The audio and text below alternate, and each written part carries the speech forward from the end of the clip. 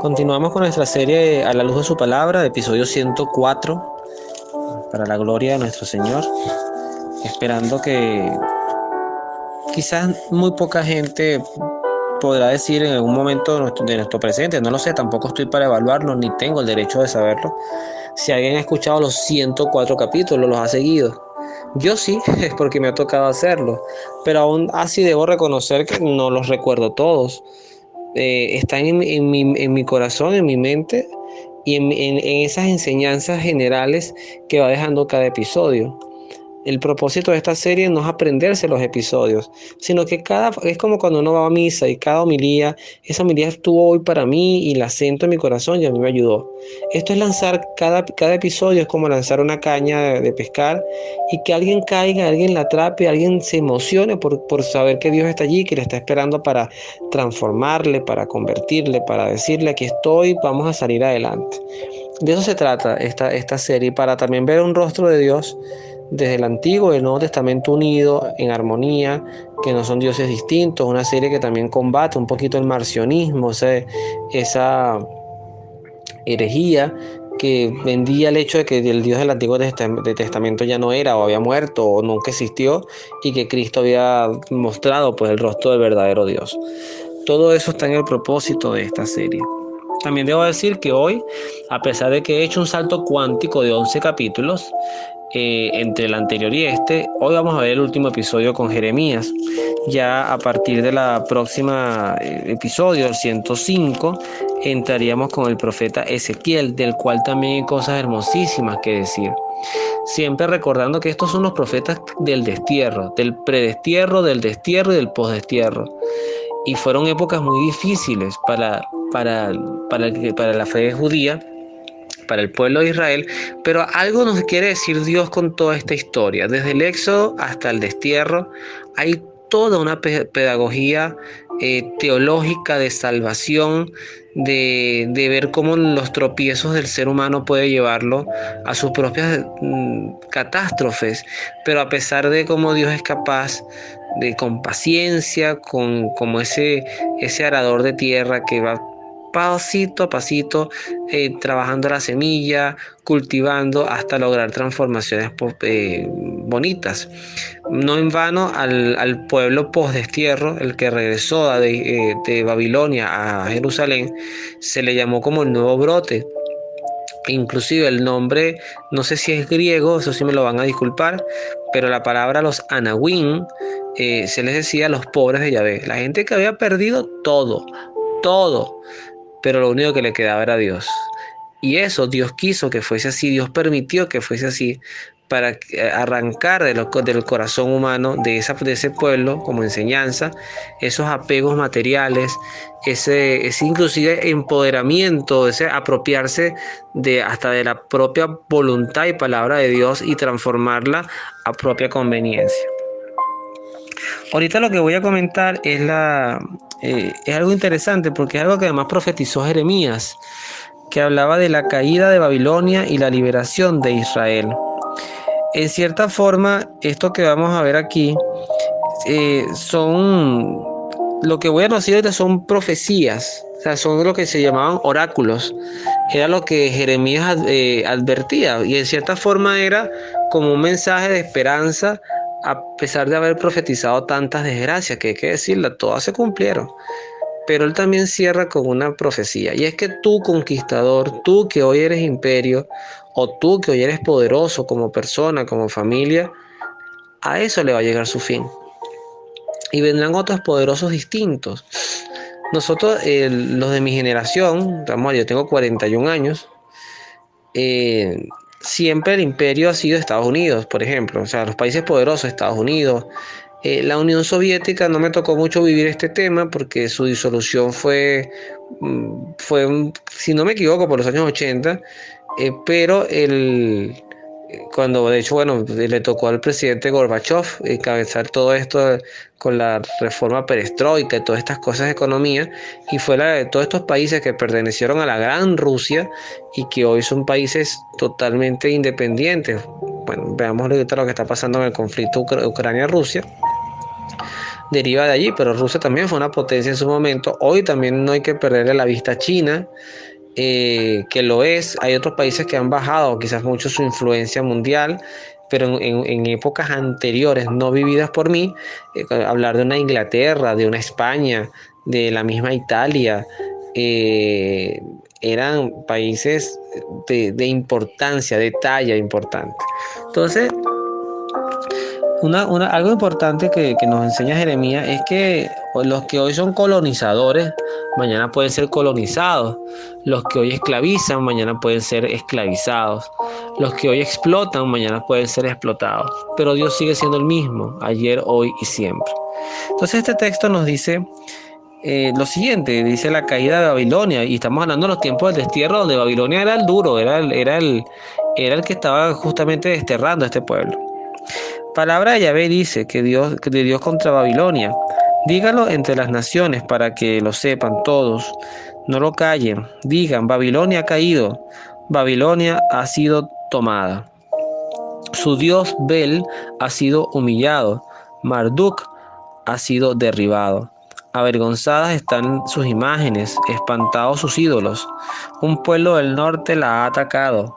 Ya ha hecho de su tierra un desierto. Nadie en adelante, hombre o animal, vivirá en ella.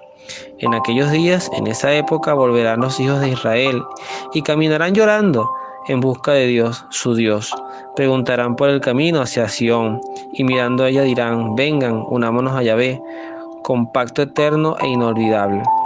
Los de mi pueblo eran ovejas perdidas, sus pastores las habían descarriado y las hacían vagar por los cerros.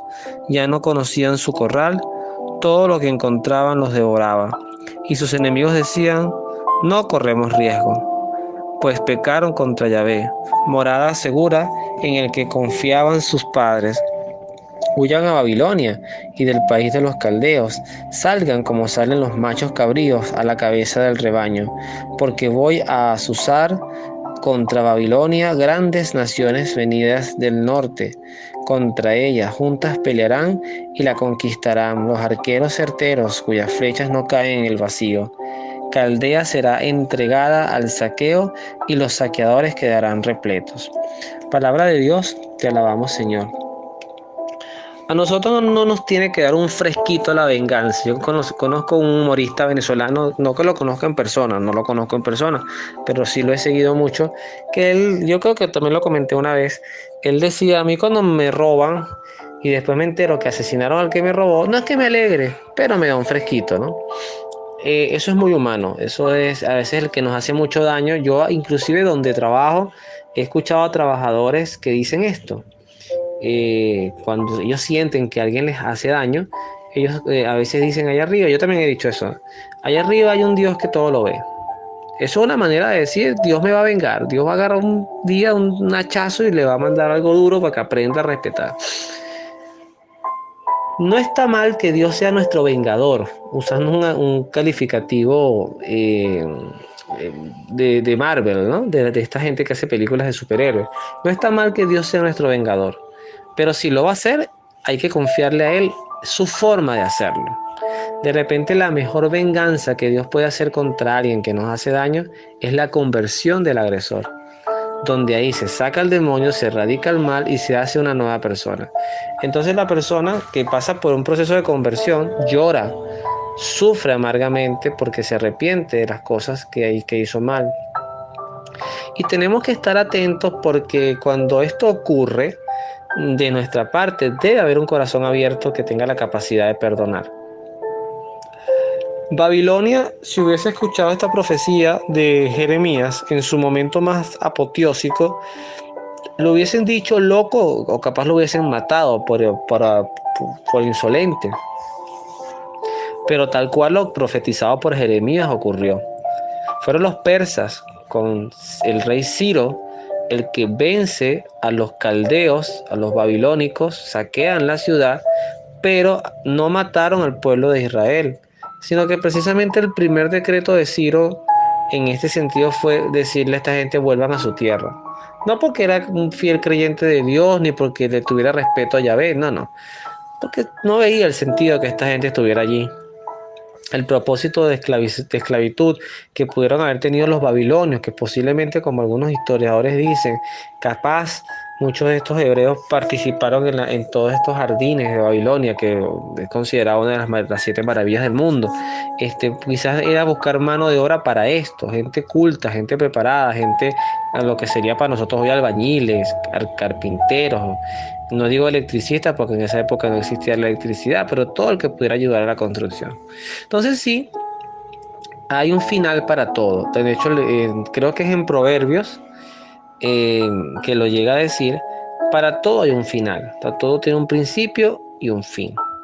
Y si todo tiene un principio y un fin, es lo que posiblemente más adelante nos advertirá en la carta de San Juan, la primera carta de San Juan, que nos hace la advertencia de no apegarnos a los ídolos, porque los ídolos, lo que hoy son ídolos, en algún momento van a caer, no por desgracia, no todos tienen que terminar mal. Ha habido ídolos que, por ejemplo, fueron ídolos hasta que murieron, que fue un Juan Gabriel, por ejemplo, el no recuerdo si le decían el ídolo de Juárez, era otro nombre, no era el ídolo de Juárez, pero él tenía un adjetivo, o sea, algo que lo identificaba. Y así, por ejemplo, un Michael Jackson, que no es que eran personas que uno va a decir que eran gente que movía a Dios, pero eran ídolos. ¿Y por qué eran ídolos? Porque había gente que los idolatraba, que hacía culto. Elvis Presley en su momento, los Beatles, o sea, eran agrupaciones importantes. Y hoy por hoy también los hay, ahorita inclusive los hay también en el deporte. Pero todos van a pasar, todos van a pasar. ¿Qué nos dirá San Juan? San Juan en su primera carta, que no es evangelio, es carta, es epístola, capítulo 5, versículo del 16 al 21 nos dirá: si alguno ve a su hermano en pecado, un pecado que no ha traído la muerte, ore por él y Dios le dará vida. Fíjense aquí primero lo importante de la oración, y me pareció que aunque no tuviera directamente que ver con el capítulo de Jeremías, esta primera parte, importante recordarlo. Los pecados que vemos en nuestros hermanos tenemos que, con oración, con caridad, pero hay que corregirlos.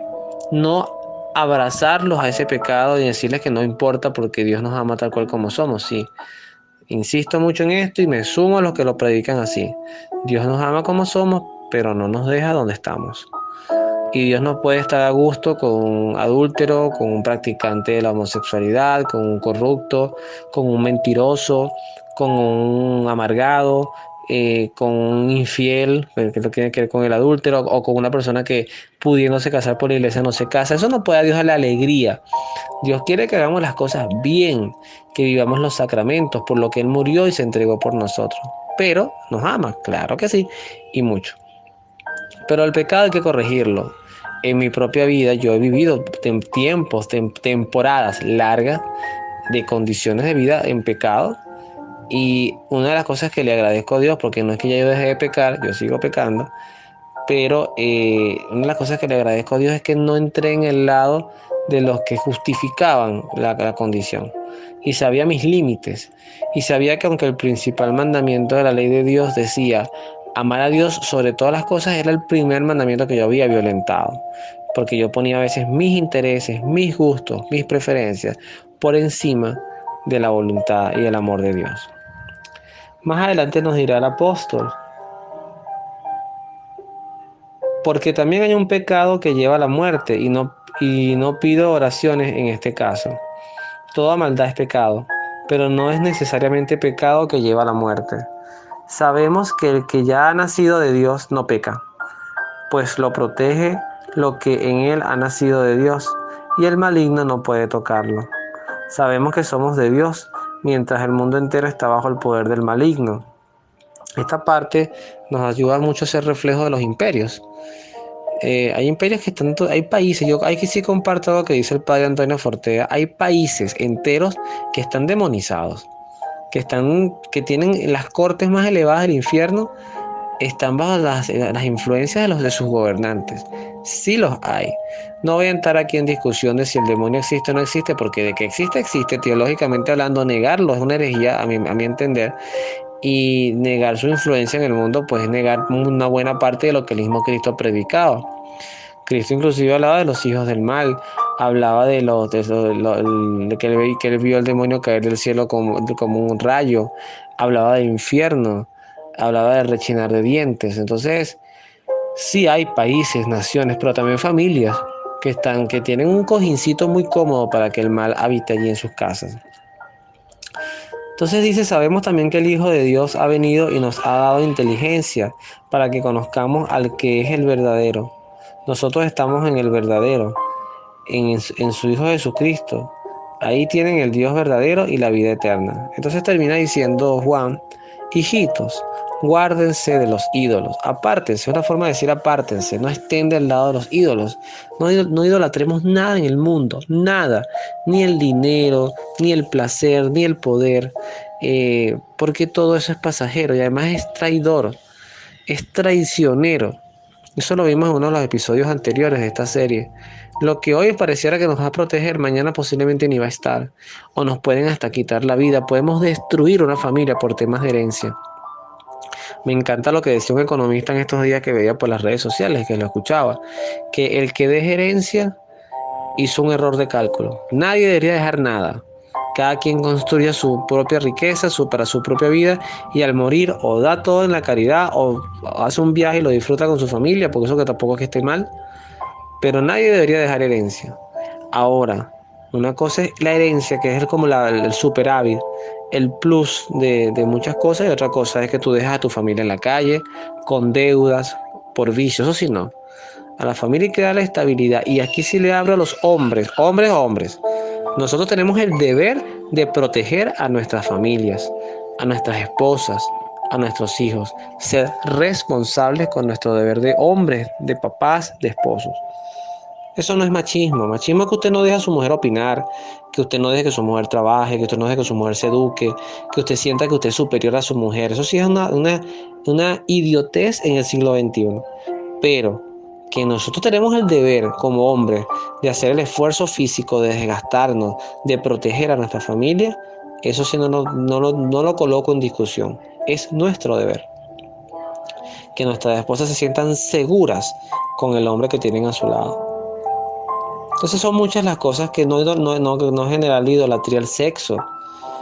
Hay gente que vive literalmente mañana, tarde y noche pensando en esto, porque además tiene una adicción enfermiza con la pornografía, con la vulgaridad, con el erotismo, y lo veo mucho en jóvenes, mucho. Las niñas, las adolescentes y los adultos jóvenes, las formas de vestirse y de decir aquí estoy, mírenme. ¿Para qué? ¿Para qué ver lo externo si lo interno está seco, está vacío? Cuidado con las idolatrías, porque todo eso pasará.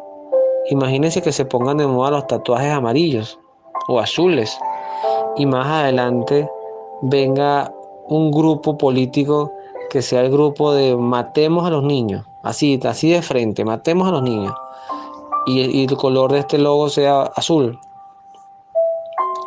Entonces lo que en un momento pudo ser un momento de orgullo en una época, mañana puede ser un momento de vergüenza, como lo que lo es el signo nazi.